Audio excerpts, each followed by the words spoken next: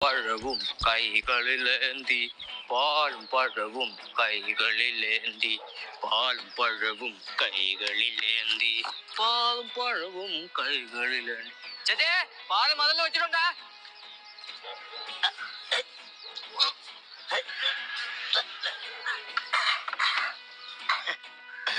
പൈസ കൊത്തന്ന് പാല് വാങ്ങിക്കണം, എന്നിട്ട് നിറത്ത് തരൂല പാൽക്കാരൻ പത്തി മാമൻ.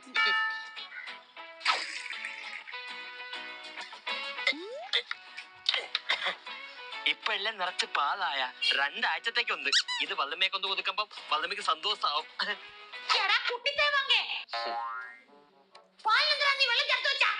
വെള്ളം ചേർക്കുമ്പോ കൊറേ പാൽ നമുക്ക് കിട്ടുമല്ല, ഒരു സഹായം ആയിക്കോട്ടെന്ന് കരുതി. അവന്റെ ഒരു സഹായം. വല്യമ്മ, നമുക്കൊരു കാര്യം ചെയ്യാം. ഈ പാല് പശുവിന് തിരിച്ചു കൊടുത്തിട്ട് നമുക്ക് പശുവിന്റെ അകതിന്ന് പുതിയ പാല് കറന്നെടുക്കാം. എന്തൊരു പറയുന്നു?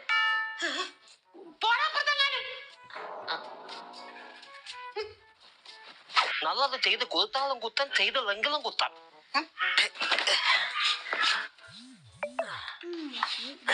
ഉച്ചയ്ക്ക് മുമ്പെങ്ങാനും ഉണങ്ങി കിട്ടിയാൽ മതിയായിരുന്നു. എന്നിട്ടോട് പൂവാളയാണ്. വെയിലും ഇല്ല. സൂര്യമോനെ ഒന്ന് മിന്നിച്ചേക്കണേടാ. എന്തായാലും വല്യമ്മയ്ക്ക് സഹായം ചെയ്ത് കൊടുത്തത് ഇഷ്ടപ്പെട്ടില്ല. ഇത്രയും നാളും വളർത്തി വലുതാക്കിയ വല്യത്തെ നാൾ ഒരു സഹായം ചെയ്ത് കൊടുക്കണ്ടേ? കൊടുക്കണം. ഷർട്ട് ഉണങ്ങിയാന്ത്. ഇവിടെ കിടന്ന ഷർട്ട് ഇവിടെ പോയി.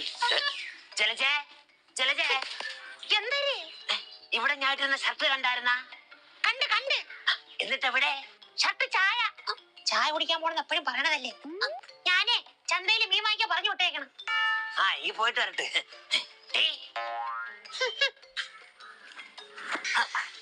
ചേടാ, എന്നാലും ഷർട്ട് ഇതെങ്ങോട്ട് പോയി? ഇനി കിഷ്കിണ്ട കണ്ട സിനിമ കണക്ക് കുരങ്ങന്മാര് വരെ എടുത്തോണ്ട് പോയാന്തോ. വല്യത്തൻ സർത്തല്ലേ നോക്കണ. ഓടാ മോനെ, അത് നാ ഉണങ്ങാൻ കൊണ്ടിട്ട്.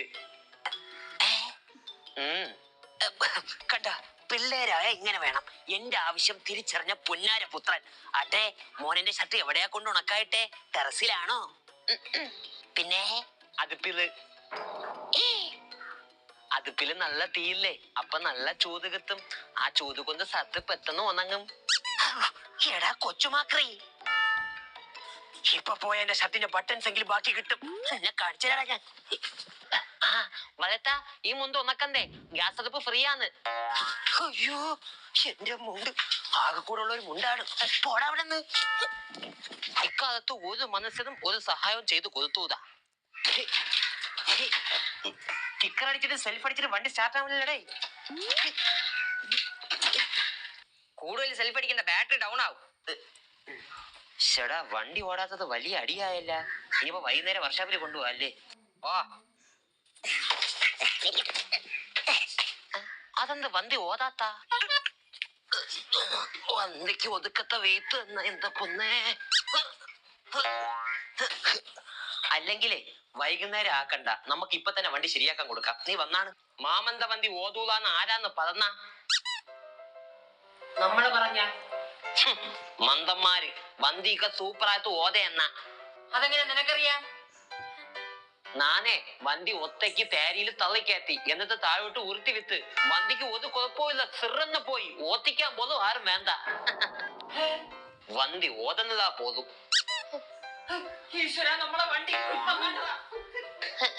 വെപ്പിളാപ്പത്ത് ഓന്ത മാമ വണ്ടിയെ താഴത്തെ ദാസപ്പ മാമന്റെ വീട്ടിന്റെ മതിലിന് തങ്ങി നിപ്പുണ്ട്. വേറെ ഒരു കുഴപ്പമില്ല. അങ്ങനാതും പാളി. മക്കളെ, എന്താ മമ്മ? അമ്മമ്മക്ക് എങ്ങോട്ട് കേറാൻ വയ്യ. ആ തൂക്കുപാത്രങ്ങൾ എടുത്തു തരോ? അതെന്ത്? അയ്യോ, അമ്മമ്മക്ക് കേട്ടോദിക്കാന്നൂതാ. മനുഷ്യ, ഈ കുരുപ്പിന്റെ കുരുത്തക്കേടിച്ചിരി കൂടി വരെയാണ്. തന്നെടാ, അതിന് നാ എന്തെടുത്തത് വന്നേമ്മ? എന്തൊരു ചെയ്തെന്നാ?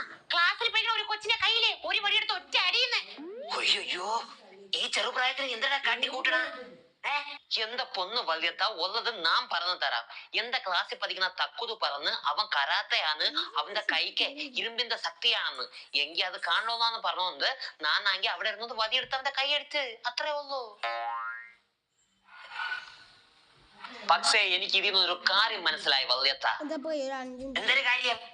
അവന്റെ കൈക്ക് ഇരുമ്പിന്റെ കത്തിയൊന്നുമില്ല, നമ്മളെ പോലത്തെ സാധാ കൈയാണെന്ന്. യവനെ ഇനി ഇങ്ങനെ വിട്ടാ ഈ വീട് അവൻ തലകുത്തി വെക്കും. അനാവശ്യം പറയത്. എനിക്ക് വീട് തലകുത്തി വെക്കാനുള്ള ശക്തിയൊന്നുമില്ല. കണ്ട കണ്ട തറുതല പറയണ കണ്ട. എന്റെ അഭിപ്രായത്തിൽ ചെറുക്കനെ ഇവിടെ നിർത്തേണ്ട കാര്യമില്ല. എന്റെ വണ്ടി തുറച്ചിട്ടിരിക്കണ ഇരിപ്പ് കണ്ടില്ലേ? അതിന് നിന്റെ അഭിപ്രായം ഇവിടെ ആര് തോറ്റ്? ചെറുക്കനെ ബോർഡിംഗ് സ്കൂളിലാക്കണതായിരിക്കും ബെറ്റർ. ബോർഡിംഗ് സ്കൂളാ വല്യത്താ? ആ അതായിരിക്കും നല്ലത്. വല്യമ്മ, എന്റെ തീരുമാനം അത് തന്നെ. അങ്ങനെയെങ്കിൽ അങ്ങനെ. എനിക്ക് അച്ഛനും അമ്മയും ഇല്ലാത്തതുപോലെ നിങ്ങൾ എന്റെ തിങ്ങനെയൊക്കെ പെരുമാറുന്നതും ഞാൻ ഇങ്ങനെ ആയിപ്പോയതും.